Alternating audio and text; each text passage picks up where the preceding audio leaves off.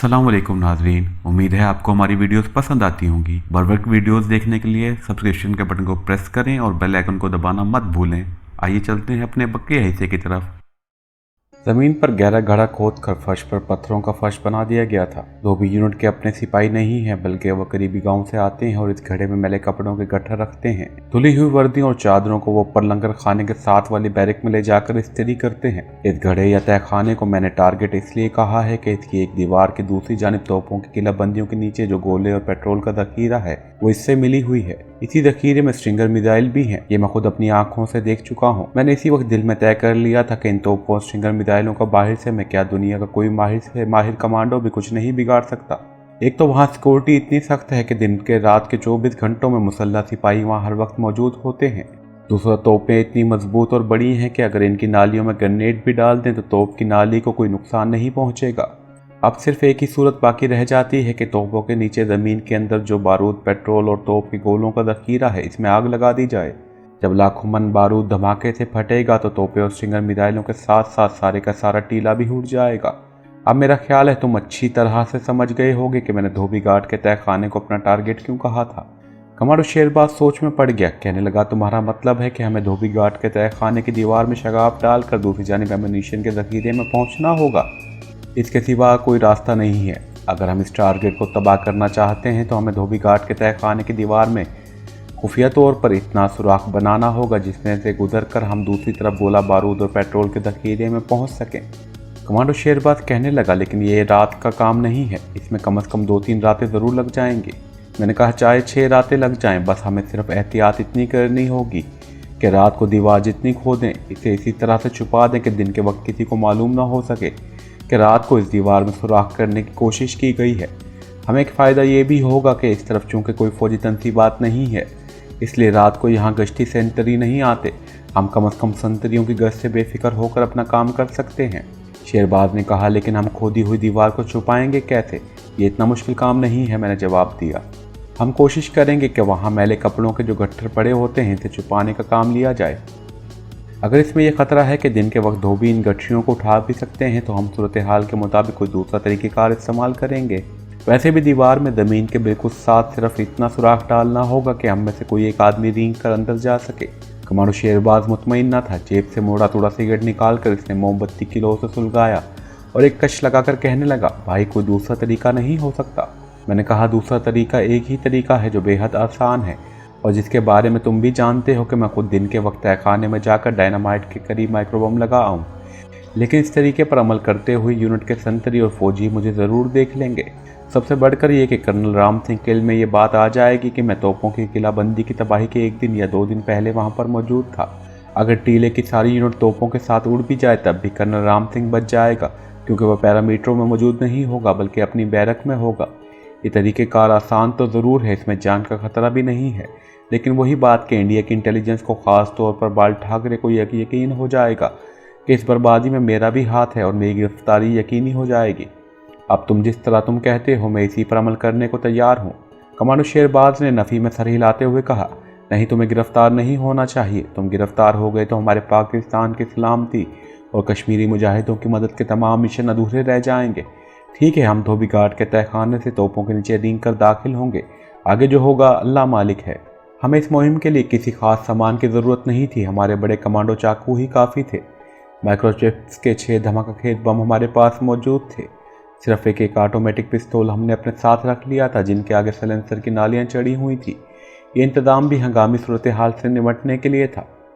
चुनांचे अगली रात हम शहर से खाना वगैरह खाने के बाद अंधेरे में पहाड़ी टीलों के दरमियान से गुजरते हुए अपने टारगेट की तरफ जा रहे थे। हमने सियाह पतलूनें और सियाह जर्सियाँ पहन रखी थी। सरों पर सियाह रंग की ऊनी कमांडो टोपियाँ थीं। अंधेरे में सायों की तरह चले जा रहे थे। कमांडो शेरबाज इंतहाई तरबियत याफ्ता फुल कमांडो था। वो आगे आगे था। रास्ता हमें मालूम था। भारतीय तोपों वाली किलेबंदियों का टीला हमें नजर आने लगा था। इसकी ढलान पर एक तरफ रोशनी झिलमिला रही थी। यही इस टीले की सबसे बड़ी निशानी थी। हम ऊपर से चक्कर काट कर टीले के तालाब वाली जानिब निकल आए। तालाब के सरकंडों में छुपकर हमने माहौल का जायजा लिया। ऊपर टीले की चोटी पर एक बत्ती जल रही थी। इसके सिवा वहाँ कोई रोशनी नहीं थी। मैंने शेरबाज से कहा, ऊपर से जो नाला नीचे आ रहा है, हमें इसके साथ साथ चढ़ाई चढ़कर धोबी घाट तक जाना होगा। बड़ा कमांडो चाकू कमांडो शेरबाज के सीधे हाथ में था और अंधेरे में इसकी आंखें चीते की आंखों की तरह चमक रही थी। कहने लगा, मैं आगे जाता हूँ। वो सरकंडों के पीछे से निकल गया। आगे एक जगह नाले का पानी मामूली सी आवाज़ के साथ तालाब में गिर रहा था। हम नाले के साथ ऊपर टीले की चढ़ाई चढ़ने लगे। चढ़ाई ज़्यादा सीधी नहीं थी, वहाँ जगह जगह झाड़ियाँ थीं। हम झाड़ियों के दरमियान से आहिस्ता आहिस्ता ऊपर चढ़ रहे थे। थोड़ी थोड़ी देर बाद हम रुक कर इधर उधर देख लेते थे कि कहीं कोई कश्ती पार्टी तो इधर नहीं आ रही। अगरचे इसका इम्कान बिल्कुल नहीं था, फिर भी हम हर तरफ से मोहतात होकर आगे बढ़ रहे थे। मुझे अंधेरे में नाले के एक जानिब पानी की चौकोर टंकी नजर आई तो मैंने इसे शेरबाज को भी दिखाया। सरगोशी में कहा, हमें यहाँ से अपना रुख टंकी की तरफ करना होगा। हम नाले से हटकर टंकी के रुख पर चढ़ाई चढ़ने लगे। इस तरफ छोटे बड़े बहुत बड़े पत्थर थे। हम बड़ी एहतियात से पाँव रख रहे थे ताकि कहीं कोई पत्थर हमारे पाँव की ठोकर से लड़कता हुआ नीचे ना जा गिरे। इससे आवाज़ पैदा हो सकती थी और वहाँ से करीब ही टीले की दूसरी साइड में ढलान पर भारतीय यूनिट की मशीन गन पोस्टें थीं। हम झाड़ियों को पकड़ पकड़ कर आहिस्ता आहिस्ता आगे बढ़ रहे थे। अब मैं शेरबाज के आगे हो गया था क्योंकि मुझे इस तहखाने का इल्म था जहाँ धोबी रात को मैली वर्दियों के गट्ठर रखते थे। हम पानी की टंकी से करीब से गुजर गए। चारों तरफ गहरी खामोशी थी। टीले वाले मोर्चों की तरफ से भी कोई आवाज़ नहीं आ रही थी। मुझे वो सीढ़ी नज़र आ गई जो नीचे गहरे गड्ढे में उतरती थी। ये 6-7 पत्थर की सीढ़ियाँ थी। मैंने कमांडो शेरबाज को इशारे से बताया कि हम सीढ़ियों के पास आ गए हैं। वो झुककर चलता हुआ मेरे पास आ गया। अंधेरे में नीचे गड्ढे के अंदर कपड़ों के बड़े बड़े 3-4 गट्ठर दीवार के साथ लगे हुए थे। हम सीढ़ियाँ उतर कर नीचे चले गए। मैंने सामने वाली दीवार की तरफ इशारा किया। कमांडो शेरबाज ने जल्दी से कपड़ों के गट्ठरों को एक तरफ रख दिया। हम दीवार के पास बैठ गए। हमने बड़े चाकू निकाल लिए थे। मैंने दीवार में चाकू की नोक चुभी तो वो अंदर को धंस गई। मैंने शेरबाज के कान में सरगोशी की कि टीले मिट्टी का है, पथरीला नहीं है। मैंने अल्लाह का नाम लेकर ज़मीन के बिल्कुल बराबर दीवार खोदनी शुरू कर दी। टीला वाकई मिट्टी का था। कहीं कहीं छोटे छोटे पत्थर निकल आए। मैं दिल में सिर्फ यही दुआ मांग रहा था कि खुदा करे मेरा अंदाज़ा सही हो और तोपों की किलाबंदियों के नीचे जो असले का तहखाना है ये वही दीवार हो। 5 मिनट तक मैं दीवार खुरचता रहा। इसके बाद कमांडो शेरबाज शुरू हो गया। हमने दीवार पर 10-12 इंच कतर का निशान बना दिया था और इसी हिसाब से दीवार में शगाफ डालते जा रहे थे। मिट्टी और छोटे छोटे पत्थरों को जो दीवार में से निकलते थे हम इन्हें गड्ढे की दीवार के साथ साथ इस तरह बिछाकर ऊपर से दबाए जाते थे कि देखने से बिल्कुल मालूम ना होता था कि यहाँ कोई खुदाई हुई है, क्योंकि मेरा ख्याल था कि हमें खुदाई में कम से कम 2 रातें ज़रूर लगेंगी। मैंने रुक कर दीवार के साथ कान लगाए और चाकू के रास्ते से टीले की दीवार पर ठक ठक की। शेरबाज ने भी दीवार से कान लगा दिया था। हमारे चेहरे खुशी से खिल गए। दीवार के अंदर खोखलेपन की आवाज़ आई। इसका मतलब था कि असले के तहखानों की दीवार थी और हम तोपों के नीचे ठीक टारगेट की तरफ जा रहे थे। हम तेज़ी से काम करने लग गए। मिट्टी का टीला होने की वजह से हमारा काम बड़ी तेज़ी से हो रहा था। आधे घंटे में ही हमने चाकू दीवार के शगाफ के अंदर करके चलाया तो मिट्टी और छोटे पत्थर हमारी तरफ गिरने के बजाय दीवार की दूसरी जानिब गिरने लगे। मैंने शेरबाज से सरगोशी में कहा, खुदा हमारे साथ है। हमने जल्दी जल्दी शगाफ को थोड़ा और चौड़ा किया और सर डालकर मैंने दूसरी जानिब देखा। दूसरी तरफ खूब अंधेरा था, कुछ नज़र नहीं आ रहा था। मैंने कमांडो शेरबाज से कहा, मैं अंदर जाता हूँ। मैं रेंग कर दीवार के शगाफ में से गुजर गया। दूसरी तरफ मैं फर्श पर दोनों हाथ जमाकर लेटकर आगे को खिसक गया। मेरे हाथ आगे किसी सख्त चीज़ से टकराए। मैंने लेटे लेटे टटोल कर देखा। ये लकड़ी का खोखा था। मैं बैठ गया और अंधेरे में आंखें फाड़ फाड़ कर देखने की कोशिश करने लगा। वहाँ इस कदर अंधेरा था कि कुछ नज़र नहीं आ रहा था। मैं दीवार के साथ लगकर एक तरफ को आहिस्ता आहिस्ता खिसकता चला गया। मेरे घुटने किसी लोहे की जैसी चीज़ से टकराए। मैंने हाथों से टटोला। मेरे खुदाया ये बड़ी तोपों के गोले थे जो दीवार के साथ खड़े कर दिए गए थे। मैं इन गोलों पर हाथ रखकर ज़रा आगे गया तो मेरे घुटने किसी और सख्त चीज़ से टकराए। मैं रुक गया। एक लम्हे के लिए कुछ सोचा, फिर वहीं से दीवार को पकड़ पकड़ कर दीवार के शगाफ के पास आकर बैठ गया और शगाफ में सर डालकर शेरबाज को धीमी आवाज़ में कहा, मुझे मोमबत्ती जला कर दो। इस मकसद के लिए हम 2 मोमबत्तियाँ और लाइटर साथ लाए थे। कमांडो शेरबाज ने मोमबत्ती रोशन करके शगाफ में से मुझे पकड़ा दी और साथ ही कहा, एहतियात रखना, यहाँ पेट्रोल और गोला बारूद है। मैंने मोमबत्ती हाथ में पकड़कर साथ ले जाने के बजाय वहीं शगाफ के पास ज़मीन पर लगा दी। मोमबत्ती की रोशनी में तहखाने की एक एक चीज़ साफ नजर आने लगी थी। मैं हैरतज़दा आंखों से देखता रह गया। ये तहखाना कोई 15 फुट चौड़ा और इतना ही लंबा होगा। सारे का सारा तहखाना बड़ी तोपों के बड़े बड़े गोलों, स्ट्रिंगर मिसाइलों और पेट्रोल के छोटे बड़े कैनों से भरा हुआ था। दरमियान में सिर्फ चलने फिरने के लिए थोड़ी सी जगह थी। सामने की जानिब तहखाने का दरवाज़ा था जो बंद था। इस दरवाजे की सीढ़ियाँ ऊपर तोपों की पुख्ता किलेबंदियों को जाती थी। ये सीढ़ियाँ मैं दिन के वक्त किलेबंदियों का मुआयना करते हुए देख चुका था। मैं लकड़ी के करेटों और बड़ी तोपों के गोलों के दरमियान से दबे पाँव चलता तहखाने के दरवाजे तक गया। दरवाज़ा लोहे का था। मैंने कान लगाकर दूसरी तरफ सुनने की कोशिश की। दूसरी तरफ भी खामोशी थी, कोई आवाज़ सुनाई नहीं देती थी। इस वक्त रात का 1:30 या 2 बजे होंगे। मैं वक्त ज़ाया नहीं कर सकता था। यह मौका बेहद गनीमत था। मैं जल्दी से शगाफ के मुंह के पास जलती मोमबत्ती के पास ज़मीन पर बैठ गया। मैंने जैकेट की जेब में से प्लास्टिक का लिफाफा निकाल कर खोला। इस लिफाफे में इंतहाई ताकतवर 6 माइक्रोचिप्स बम थे। मैं एक माइक्रोचिप्स को मोमबत्ती की रोशनी में अच्छी तरह से चेक करने लगा। इसके बाद 3 चिप्स तोपों के तीनों गोलों और 2 चिप्स बम पेट्रोल के डब्बों के साथ और एक स्ट्रिंगर मिसाइलों के दरमियान में एक मिसाइल के नीचे हिस्से को चिपका दिया। इनके दौरान ही मैं पहले से सेट कर रखे थे, जो 24 घंटे के थे। इस हिसाब से इन बमों को अगली रात इसी वक्त यानी 2 बजे के करीब फटना था। मुझे शगाफ में से कमांडो शेरबाज की आवाज़ सुनाई दी। क्या बात है? मैंने कहा, सब ठीक है, आ रहा हूँ। मुझे यकीन नहीं था ये काम एक ही रात में ख़त्म हो जाएगा। मैंने 6 के 6 माइक्रोचिप्स के टाइम डिवाइस उंगली की हल्की सी ठोकर से तोड़ डाले और तेजाबी मादे का सफ़र शुरू हो गया था। इस काम से फारिग होकर मैंने इस मट्टी को जो शगाफ में अंदर की तरफ गिरी हुई थी इधर उधर फर्श पर बिखेर दिया। टीन का शगाफ से बाहर आया। शेरबाज ने कहा, शगाफ को बंद किस तरह करें? मैंने कहा, बाहर से कुछ बड़े बड़े पत्थर उठा कर लाओ। शेरबाज पत्थर लेने चला गया। मैं यहाँ आपको बताता चलूँ कि इस बार जब मैं पाकिस्तान गया था और मुझे जासूसी की जो खुफिया ट्रेनिंग दी गई थी, ये चिप्स मिसाइल मुझे इसी में सिखाए गए थे। ये हमारे पाकिस्तान की अपनी ईजाद थी और दुनिया में इस तरह की ईजाद किसी के पास नहीं थी। मैं खुदा का लाख लाख शुक्र अदा करता हूँ कि उस खुदा ने हमारे पाकिस्तान में बेपनाह सलाहियत और क़ुव्वत दी है। मुझे अल्लामा इकबाल का इस मौके पर एक शेर याद आता है, ज़रा सी नम हो मिट्टी तो ये बड़ी दरखेज़ है साथी। शेरबाज गया और 10-12 छोटे पत्थर ले आया। मैंने सबसे पहले बड़े पत्थरों को अंदर हाथ डालकर एम्यूनिशन के तहखाने वाली दीवार के साथ इस तरह लगा दिया कि दूसरी तरफ से देखने पर पता न चले यहाँ से दीवार खोदी गई है।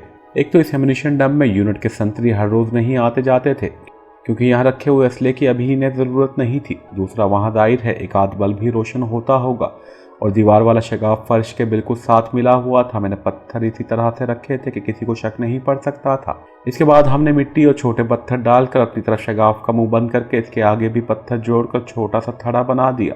थड़े के ऊपर भी खुश्क मिट्टी और बाहर से लाकर सूखे पत्ते डालकर इन्हें हाथों से अच्छी तरह दबा दिया। फिर पुरानी वर्दियों के गट्ठर जैसे पहले दीवार के साथ लगे थे वैसे ही लगा दिए। अब हमें वहां से निकलना था। सबसे पहले मैं सीढ़ियाँ चढ़कर ऊपर आया। ऊपर आते ही झाड़ियों की ओट में बैठ गया और चारों तरफ अंधेरे में गौर से देखने लगा। रात इसी तरह खामोश और तारीक थी। किसी को कानो कान खबर नहीं हुई थी और हमने इस सारे टीले को 3 किले बंदियों वाली बड़ी तरशोल तोपों और स्ट्रिंगर मिसाइलों के जखीरों समेत उड़ाने का काम मुकम्मल कर लिया था। मैंने आहिस्ता से शेरबाज को आवाज़ दी। वो भी गड्ढे में से बाहर निकल आया। हम झुककर झाड़ियों की ओट में रहकर नाले के साथ साथ टीले की ढलान पर से उतरने लगे। पैरामीटरों वाले कैंप की तरफ से किसी ट्रक के स्टार्ट होने की आवाज़ आई। फिर यह आवाज़ आहिस्ता आहिस्ता दूर होती गई। हम रुक गए थे और इस आवाज़ को गौर से सुन रहे थे। शेरबाज ने कहा, यह ट्रक रिजर्व बटालियन की बैरकों की तरफ गया होगा। फौजी ट्रक की आवाज़ जब दूर हो गई तो हम ढलान से उतरने लगे। हम तालाब के पास आ गए। यहाँ सरकंडों के दरमियान छोटा रास्ता टीले से निकलकर आगे जंगली टीकरों की तरफ चला गया था। हम इधर ही जाना चाहते थे। जैसे ही हम चलने लगे 2-3 आदमियों की बातें करने और कह के लगाने की आवाज़ आई। हम जल्दी से सरकंडों के पीछे हो गए। हम बिल्कुल कंधे से कंधा मिलाए सरकंडों के दरमियान छुप कर बैठे थे। आवाज़ें हमारी तरफ ही आ रही थी। ये भारतीय फौजी थे। खुदा जाने ये इस वक्त गश्त पर कैसे निकल आए थे। मेरी इत्तला के मुताबिक इस तरफ कोई गश्ती पार्टी नहीं आती थी। हमने सांस रोक लिए। ये 3 फौजी थे। वो एक दूसरे से फाहश मजाक करते चले आ रहे थे। हम सरकंडों में जल्दी से छुपे थे और अपने आप को पूरी तरह से महफूज नहीं कर सके थे। कोई अगर हमारे करीब से गुजरते हुए गौर से देखता तो रात के अंधेरे में भी हम इन्हें नजर आ सकते थे।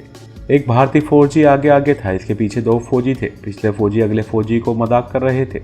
लगता था कि वो इनके मजाक से तंग आकर आगे हो गया है। इनके दरमियान 4-5 कदम का ही फासला था। रास्ता तंग था। अगला फौजी हमारे करीब से बुड़बुड़ाता और दबी जबान में अपने साथियों को गालियां देता हुआ हमारे करीब से गुजरा तो मुझे अंधेरे में इसकी स्टेन गन नजर आई, जो इससे स्लिंग के जरिए कांधे से लटका रखी थी। शेरबाज ने भी इसे देखा और मेरे साथ लग गया। फौजी आहिस्ता आहिस्ता चलता गुजर गया। इसके बाद दोनों फौजी भी आ गए। वो एक दूसरे के कंधे से कंधा मिलाए चले आ रहे थे। इनके स्टीन गनें भी कंधों से लटकी हुई थी। इनमें से एक सिगरेट पी रहा था। इनमें से एक ने आगे जाने वाले फौजी को आवाज़ दी, ठंडो राम, डबल से। और फिर दोनों हल्के हल्के कहके लगाकर हंसते हुए हमारे बिल्कुल करीब से होकर निकल गए। इनके जाने के बाद हमें सिगरेट के धुएं की बू महसूस हुई। हमने देखा कि वो काफ़ी आगे निकल गए हैं तो हम जल्दी से सरकंडों में से निकले और अंधेरे में तंग रास्ते पर झुककर तेज तेज कदमों से चलने लगे। तालाब के इर्द गिर्द उगे हुए सरकंडों का सिलसिला ख़त्म हो गया। हम खुली जगह पर आ गए जहाँ फासले पर झाड़ियाँ थीं, दरख्त कोई नहीं था। हमने झाड़ियों के दरमियान दौड़ना शुरू कर दिया। हम इस इलाके से जितनी जल्दी हो सके दूर हो जाना चाहते थे। हमने रात की तारीकी में दौड़ते हुए खाली मैदान पार कर लिया। आगे जम्मू की मगरबी खुश्क पहाड़ियों का सिलसिला शुरू हो जाता था। ये पहाड़ियाँ छोटे छोटे टीलों की शक्ल में थी जो हमसे काफ़ी फासले पर थीं।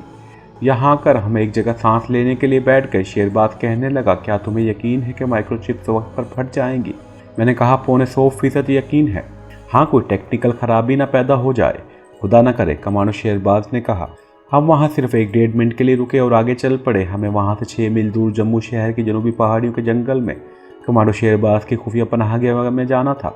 हम रात की तारीकी में चलते गए। चलने से सर्दी का एहसास बिल्कुल ख़त्म हो गया था। हमारे जिस्म भी गर्म हो गए थे। दाहिनी जानिब हमें दूर से पहाड़ियों के ढलानों पर जम्मू शहर की रोशनियां नजर आने लगी। कमांडो शेरबाज ने कहा, यकीन नहीं आता कि इतना अहम कमांडो ऑपरेशन इतनी जल्दी ख़त्म हो गया। मैंने कहा, हमारी खुशकिस्मती थी कि टीला मिट्टी का था। अगर दूसरे पहाड़ों की तरह पत्थर का होता तो ये काम 3 रातों में भी मुकम्मल होने वाला नहीं था। अपनी खुफिया पनागाह में पहुंचकर हमने सबसे पहले अल्लाह ताला का शुक्रिया अदा किया, फिर दुआ मांगी कि हमारी लगाए हुए फ्यूज़ ठीक वक्त पर फट जाएं। इसके बाद हम वहीं पड़कर सो गए। पहले मेरी आंख खुली तो पनाहगाह के ऊपर एक जानिब जो ताज़ा हवा के लिए सुराख रखा गया था और जिसके ऊपर झाड़ियाँ डालकर इसे कैमोफ्लाज किया गया था, वहाँ से दिन की रोशनी अंदर आ रही थी। शेरबाज अभी तक सो रहा था। मैंने इसे जगाया। इस दौरान हमने अपना कमांडो वाला काला का लिबास उतार कर आम शहरियों वाले कपड़े पहन लिए थे। कमांडो शेरबाज ने पूछा, अब तुम्हारा क्या प्रोग्राम है? मैंने कहा, वापस मुंबई जाऊंगा, लेकिन तुम्हें कल रात तक तो यहीं ठहरना चाहिए ताकि अखनौर की तोपों की तबाही अपनी आंखों से देख सको। मैंने इसे जवाब दिया, इन हालात में मेरा यहाँ रुकना मुनासिब नहीं है। यहाँ की पुलिस मुझे पहचानती है। इनमें से किसी ने मुझे यहाँ देख लिया तो टारगेट की तबाही के बाद किसी की ज़बान से फौज के आगे मेरा नाम निकल सकता है। यूँ ये बात मुंबई बाल ठाकरे तक पहुँच सकती है। इस तबाही के मंजर को तुमने ही देखना है। मैं इसकी खबर अखबारों में पढ़ लूँगा। मैं तो अभी जम्मू शहर से लॉरी में बैठकर जलिंदर और वहाँ से कोई ट्रेन पकड़कर दिल्ली रवाना हो जाऊँगा। कमांडो शेरबाज बोला, जैसे तुम मुनासिब समझते हो वैसे ही करो। अब ऐसा है कि अगर तुम्हें मेरी ज़रूरत पड़े तो जम्मू के कैलाश होटल वाले बूढ़े कश्मीरी से रब्ता पैदा कर लेना। उसके ज़रिए तुम मुझे पैगाम भिजवा सकते हो। मैंने कहा, ठीक है, अब मैं चलता हूँ। दिन काफ़ी निकल आया होगा।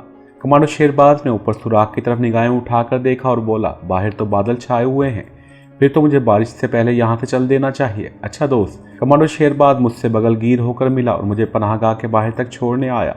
बाहर वाकई आसमान पर बादल छाए हुए थे। काले काले बादल थे। सख्त सर्दियों का मौसम था मगर बादल बरसात के मालूम हो रहे थे। मैंने शेरबाज से हाथ मिलाया और जम्मू की तरफ चलना शुरू कर दिया। दिल में दुआएं मांग रहा था कि या अल्लाह लारी अड्डे तक सूखे कपड़े के साथ पहुंच जाऊं। बादल बिल्कुल बरसने को तैयार थे। सर्द हवा भी चल रही थी लेकिन बारिश अभी शुरू नहीं हुई थी। मैंने चलने की रफ्तार तेज कर दी थी। आखिर में वीरान जंगली मैदानों से निकलकर बड़ी सड़क पर आ गया। यहाँ मुझे एक टैक्सी मिल गई। मैंने टैक्सी वाले से पूछा कि इस वक्त जलिंदर को कोई ट्रेन जाती है। इसने बताया कि 1 घंटे बाद जम्मू अमृतसर एक्सप्रेस जाएगी। इसने मेरा सारा मसला हल कर दिया था। मैंने इसे स्टेशन चलने को कहा और पिछली सीट पर नींद दराज हो गया। टैक्सी जम्मू तोवी रेलवे स्टेशन के करीब पहुंची तो बूंदाबांदी शुरू हो गई थी मगर अब मुझे इसकी परवाह नहीं थी। जम्मू के स्टेशन पर काफ़ी मुसाफिर बैठे ट्रेन का इंतजार कर रहे थे। मैंने सोचा कि जब बाल ठाकरे को मैं धर्मचंद की पत्नी यानी अपनी नकली पत्नी से मिलने का कहकर आया हूँ तो साथ इधर का भी एक चक्कर लगा लेना चाहिए ताकि खाना पूरी ही हो जाए। मैंने जलिंदर के बजाय बटाले का टिकट ले लिया। ट्रेन आकर प्लेटफार्म पर लगी। मैं एक डब्बे में बैठ गया। ट्रेन चली तो बाकायदा बारिश हो रही थी। मैंने गर्म जैकेट और मफलर पहना हुआ था। सर पर कमांडो सियाह ऊनी टोपी के बजाय आम किस्म की ऊनी टोपी पहन रखी थी। जेब में काफ़ी पैसे थे। नाश्ता मैंने जम्मू स्टेशन पर ही कर लिया था। ट्रेन अपनी मंजिल की तरफ दौड़ी जा रही थी। दोपहर के बाद बटाले का स्टेशन आया तो मैं वहाँ ना उतरा क्योंकि धर्मचंद का गांव हरचोवाल जहाँ इसकी पत्नी और माताजी रहती थी कादियाँ से 3 मील दूर था और कादियाँ अमृतसर की जानिब अगला स्टेशन था। मैं कादियाँ स्टेशन पर उतर गया। बादल जम्मू से लेकर अमृतसर तक छाए हुए थे। बड़ी सख्त सर्दी थी। यहाँ बारिश तो नहीं हो रही थी मगर सर्दी यक हवा चल रही थी। इस वक्त शाम हो रही थी। मैंने यही सोचा कि अंधेरा होने से पहले धर्मचंद के गांव हरवाल पहुंच जाऊंगा। आराम से घर में बैठकर खाना खाऊंगा और खूब गर्म होकर रात को सोऊंगा। दूसरे दिन अपनी पत्नी यानी धर्मचंद की पत्नी को फिर आने का कहकर वापस मुंबई की तरफ चला जाऊंगा। मेरे वहां आने की खबर बटाले में शिवसेना के दहशतगर्द जयदेव को हर हालत में पहुंच जाती। मैं यही चाहता था कि अपनी एक गवाही पक्की हो जाए और बाल ठाकरे को पता चल जाए कि मैं अपने गाँव में ही आया था। कादियाँ स्टेशन पर उतरने के बाद मैं एक यक्के पे बैठा और यक्का हरचोवाल गांव की तरफ चल पड़ा। इसमें एक सिख देहाती औरत अपने 2 बच्चों के साथ भी बैठी थी। एक लाला जी बैठे थे। शाम के वक्त ये आखिरी यक्का था जो हरचोवाल जा रहा था। मेरा ध्यान अखनौर की तोपों वाले टीले की तरफ बराबर लगा हुआ था। इसे आज रात 2 बजे के करीब या 2 बजे के बाद क़यामत के धमाके के साथ उड़ जाना था। मैं चाहता था कि इस वक्त मैं धर्मचंद के घर में मौजूद रहूं, ताकि बाद में ये बात सबके इल्म में आ जाए कि मैं वारदात के वक्त जम्मू में नहीं था। बारिश बंद हो गई थी, मगर सुबह जो बारिश हुई थी इसकी वजह से गाँव के कच्चे रास्ते पे कीचड़ से भर गए थे। यक्का हिचकोले खाता जा रहा था। 3 मील का फासला तकरीबन 1 घंटे में तय करके हम अर्चोवाल पहुंचे। यक्के से उतरकर धर्मचंद के मकान की तरफ मैं चल पड़ा। दूर से मैंने देखा मकान पर अंधेरा छाया हुआ था, कोई दिया बत्ती रोशन नहीं थी। सोचा ये शायद लोग जल्दी सो गए होंगे। मकान पर जाकर देखा तो दरवाजे पर ताला लगा था। एकदम परेशान हो गया कि रात कहाँ गुजारूंगा। गांव के दूसरे मकानों पर भी सर्दी की वजह से वीरानी छाई हुई थी। फौरन फैसला किया कि वापस कादियां चले जाना चाहिए। वहां से कोई ना कोई लारी या गाड़ी मिल जाएगी, इसमें बैठकर अमृतसर चला जाऊंगा। अमृतसर में कोई अच्छा सा तो होटल होगा जहां रात भी गर्म होकर गुजार सकूंगा, और अखनौर में धमाका हुआ तो सुबह सुबह इसकी खबर भी शहर में मिल जाएगी। मैं उल्टे कदमों इसी जगह आया जहां यक्के वाले सरदार जी ने मुझे उतारा था। वो घोड़ा खोल रहा था। मैंने कहा, सरदार जी मेरे घर वाले तो अमृतसर गए हुए हैं, मुझे कादियां पहुंचा दें, वहां से अमृतसर वाली लॉरी मिल जाएगी। पहले तो वो ना माना, कहने लगा बड़ी सर्दी है, घोड़ा खोल दिया है। लेकिन जब मैंने इसे जेब से 50 रुपये का नोट निकाल कर दिया तो वो फ़ौरन तैयार हो गया। इसी यक्के में बैठकर इश्कोले खाता वापस कादियां आ गया। वहाँ से एक लॉरी में सवार होकर अमृतसर पहुँच गया। अमृतसर में एक ही ढंग का अंग्रेजी स्टाइल का होटल था जिसका नाम इंपीरियल होटल था। एक कमरा ले लिया, गर्म पानी से नहाया, दूसरे कपड़े पहने, हीटर कमरे में जल रहा था। खाना मंगवा कर खाया और सिगरेट सुलगाकर बिस्तर पर लेटकर दीवार पर लगे क्लॉक की तरफ देखने लगा। अभी रात के 2 बजने में काफ़ी देर थी। जैसे जैसे रात गुजर रही थी मेरी तशवीश और फिक्रमंदी बढ़ती जा रही थी। खुदा करे कोई टेक्निकल ख़राबी ना पैदा हो जाए। गोला बारूद, पेट्रोल का ज़ख़ीरा चूँकि बड़ी तोपों की किलाबंदियों के ऐन नीचे था, इसलिए मुझे यकीन था कि नीचे तहखाने में धमाका हुआ तो बड़ा क़यामत खेज़ धमाका होगा। और इसके साथ ही तोपों के पैरामीटर तो मामूली बात है, सारे का सारा टीला उड़ जाएगा और कुछ भी बाकी नहीं बचेगा। शर्त सिर्फ ये थी कि धमाका हो जाए। घड़ी की सुई ने रात के 12:10 बजाए तो मैं बिस्तर से उठ बैठा। कमरे की बत्ती मैंने बुझा रखी थी, सिर्फ बेड लैंप रोशन था। मैंने खिड़की खोलकर बाहर देखा। सर्द हवा का झोंका मेरे जिस्म से टकराया। अमृतसर में भी काफ़ी सर्दी थी। मैंने खिड़की बंद कर दी और सोफे पर बैठ गया। बैठे बैठे थक गया तो उठकर गुसल खाने में गया। मुंह पर नीम गर्म पानी के छींटे मारे, बालों में कंघी फेरी और पलंग पर लेटकर सुबह का अंग्रेजी अखबार पढ़ने लगा। जब रात के 2 बजने में 6-7 मिनट बाकी रह गए तो मैं पलंग से नीचे उतरा, उठकर आरामदेह कुर्सी पर बैठ गया। मेरी आंखें दीवार गिर क्लॉक पर लगी हुई थी। 2 बज गए, फिर 2:10, फिर 15 मिनट हुए। इतनी दूर जम्मू से मुझे धमाकों की आवाज़ तो नहीं आ सकती थी। रेडियो और टेलीविज़न स्टेशन भी बंद हो चुके थे। मुझे यकीन था कि धमाका हो गया होगा, फिर भी मैं तस्दीक करने के लिए बेचैन था। तस्दीक कौन कर सकता था? मैं जम्मू किसी को फ़ोन करके ही मालूम कर सकता था कि वहाँ कोई धमाका हुआ है या नहीं, मगर किसे फ़ोन करूँ? अचानक ख्याल आया, कैलाश होटल जम्मू फ़ोन करना चाहिए। मैंने डायरेक्टरी में से कैलाश होटल का नंबर मालूम किया। एम्पीरियल होटल में डायरेक्ट डायलिंग की सहूलत हासिल थी। बाद में इसके चार्जेस बिल में शामिल कर लिए जाते थे। मैंने जम्मू के कैलाश होटल का नंबर मिलाया। 10-15 सेकंड तक घंटी बजती रही। फिर किसी ने रिसीवर उठाकर कहा, कैलाश होटल रिसेप्शन। आवाज़ में जो घबराहट थी इसने मुझे फ़ौरन महसूस करा दिया। मैंने कहा, मैं अमृतसर से बोल रहा हूँ, सुना है यहाँ रेलवे स्टेशन पर कोई धमाका हुआ है। दूसरी तरफ से आवाज़ आई, स्टेशन पर नहीं, अखनौर छावनी में धमाका हुआ है। कहते हैं सारी छावनी उड़ गई है, बड़ा नुकसान हुआ है। मैंने अपनी खुशी के जज्बात पर काबू पाते हुए कहा, है भगवान इन उग्रवादियों का सत्यानाश हो, और फ़ोन बंद करके आंखें बंद कर ली और गहरा सांस भरकर सोफे के साथ टेक लगाकर खुदा का शुक्र अदा करने लगा। मेरे लगाए हुए माइक्रोचिप्स ने मुझे धोखा नहीं दिया था। सुबह अखबारों में बड़ी बड़ी सुर्खियों के साथ ये खबर छपी कि अखनौर छावनी के गैरिसन को कश्मीरी उग्रवादियों ने धमाके से उड़ा दिया है। पुलिस ने 2 उग्रवादियों को पकड़ लिया है। बाकियों की तलाश में जगह जगह छापे मारे जा रहे हैं। खुदा जाने ये 2 कौन बेगुनाह मुसलमान थे जिन्हें पुलिस ने पकड़ लिया था। मैं शहर से निकल आया। अमृतसर शहर में जिंदगी मामूल के मुताबिक रवां दवां थी, मगर लोगों के चेहरों पर खौफ और हरास नुमाया था। पुलिस शहर की सड़कों पर गश्त लगा रही थी। एक जगह मैंने मिलिट्री की गाड़ियों को भी तेजी से एक तरफ जाते देखा। आसमान पर बादल छाए हुए थे, सर्द हवा चल रही थी। देखते देखते मजीद काले काले बादल उमड़ आए और दिन की रोशनी में शाम की धुंधलों की कैफियत पैदा हो गई। इस वक्त मैं शहर की मशहूर तफरीगा कंपनी बाग से भी आगे छोटी नहर के पास एक जगह बैठा मज़े से सिगरेट पी रहा था और अपनी कामयाबी पर खुश हो रहा था। अचानक बिजली चमकी, बादलों में गरज पैदा हुई और बारिश की मोटी मोटी बूंदें गिरना शुरू हो गई। मैं वापस होटल जाने के लिए उठा और रेलवे फाटक की तरफ चलने लगा, क्योंकि वहाँ से मुझे कोई टैक्सी रिक्शा मिल सकता था। जैसे ही मैं वहाँ से चला, बारिश एकदम तेज़ हो गई। सर्दियों की बारिश में भीगना खतरनाक होता है। मैं दौड़कर एक घने दरख्त के नीचे जाकर खड़ा हो गया। बारिश इतनी तेज थी कि दरख्त ने भी टपकना शुरू कर दिया। मैंने गर्म जैकेट पहनी हुई थी और गले में ग्लोबंद था। सर पर कुछ नहीं था। बारिश के साथ तेज या हवा भी चलने लगी। मैं सर्दी में ठिठुरने लगा। कुछ समझ नहीं आ रहा था कि यहाँ से दौड़कर कहाँ जाऊँ। ये गहरा बात सा इलाका था। एक तरफ नहर थी, दूसरी जानिब कंपनी बाग के दरख्तों की कतारें दूर तक चली गई थी। सड़क बारिश में खाली पड़ी थी। अचानक मुझे दूर से एक कार आती दिखाई दी। बारिश में कुछ पता नहीं चल रहा था कि कार में कौन बैठा है। मैंने दरख्त से निकलकर कार को हाथ दिया तो कार बिल्कुल मेरे करीब आकर रुक गई। इसकी विंडस्क्रीन के बाजू बड़ी तेजी से गर्दिश कर रहे थे। मुझे बारिश की धुंधली झालर में से ड्राइविंग सीट पर एक औरत बैठी हुई नजर आई। इसने कार का दरवाज़ा खोलकर कहा, अंदर आ जाओ। मैं तेजी से अंदर घुसकर बैठ गया। कार में आते ही मुझे फ्रांस की एक बड़ी कीमती परफ्यूम की खुशबू आई। कार में हीटर लगा हुआ था और उसकी फिजा नीम गर्म थी। मैंने दरवाज़ा बंद कर दिया और औरत की तरफ देखे बगैर कहा, आपको मैंने बड़ी तकलीफ दी। औरत ने कहा, श्रीमान जी मुझे तो खुशी हुई है, आपको कहाँ जाना है? मैंने कहा, कृपा करके मुझे माल रोड वाले इंपीरियल होटल पहुँचा दें, बड़ी मेहरबानी होगी। औरत ने कहा, इस तरफ जाने वाली सारी सड़कों पर 4-4 फुट पानी खड़ा है। मैंने बेख्तियार कहा, ओह माय गॉड, अब कहाँ जाऊँ? औरत तेज बारिश में बड़ी महारत से गाड़ी चला रही थी। कहने लगी, कोई बात नहीं, आप मेरे यहाँ चलें। जब बारिश थम जाएगी तो मैं आपको इंपीरियल होटल छोड़ आऊँगी। आप सिगरेट पीते हैं तो सामने डैशबोर्ड में सिगरेट केस निकाल लीजिए, एक सिगरेट मुझे भी सुलगा कर दे दें। मैंने डैशबोर्ड में से सिगरेट निकाल कर 2 सिगरेट सुलगाए, एक खुद रख लिया और दूसरा औरत को देने लगा तो मैंने इसे गौर से देखा। इसकी उम्र 40 के करीब होगी। जिस्म भरा भरा था, रंग गोरा था, बाल जदीद फैशन के अंदाज में बनाए हुए थे। गले में नकली मोतियों का हार था। साड़ी नीले रंग की थी, ब्लाउज गहरे नीले रंग का था जिसका गिरेबान इतना खुला था कि औरत का सीना नजर आ रहा था। इसकी शक्ल ज़्यादा खूबसूरत नहीं थी लेकिन चेहरे पर एक ख़ास किस्म की कशिश थी। मुझे इस पर एक ख़ास किस्म की औरत होने का शोभा पड़ा, लेकिन मैंने इसके ख्याल को दिल से निकाल दिया। वो सिगरेट मुंह में दबाए सड़क पर खड़े पानी और बारिश में गाड़ी को हल्के हल्के रफ्तार से ले जा रही थी। कहने लगी, आप अमृतसर के रहने वाले नहीं हैं, किस शहर से आए हैं? मैंने कहा, मैं अमृतसर में ही पैदा हुआ था, खालसा कॉलेज में BA किया, फिर पिताजी का तबादला हो गया और हम सब दिल्ली चले गए। पिताजी और माताजी के स्वर्गवास होने के बाद मैंने दिल्ली में अपना कारोबार शुरू कर दिया और इसी सिलसिले में अमृतसर आया था। इंपीरियल होटल तो बड़ा महंगा है, औरत ने कहा। इस होटल में आराम बहुत है, मैंने कहा। मैं जब भी कारोबार के सिलसिले में दिल्ली से अमृतसर आता हूँ तो इसी होटल में ठहरता हूँ। आप यहाँ कहाँ रहती हैं? ज़रूर किसी कॉलेज में प्रोफेसर होंगी या फिर कॉलेज की प्रिंसिपल होंगी। मैंने यूं ही इसको हवा देने के लिए जुमला कह दिया था, वरना वो शक्ल सूरत से किसी पहलू से भी प्रोफेसर नहीं लगती थी। कहने लगी, जम्मू में रात बड़ा धमाका हुआ है, कहते हैं अखनौर की पूरी फौजी छावनी तबाह हो गई है।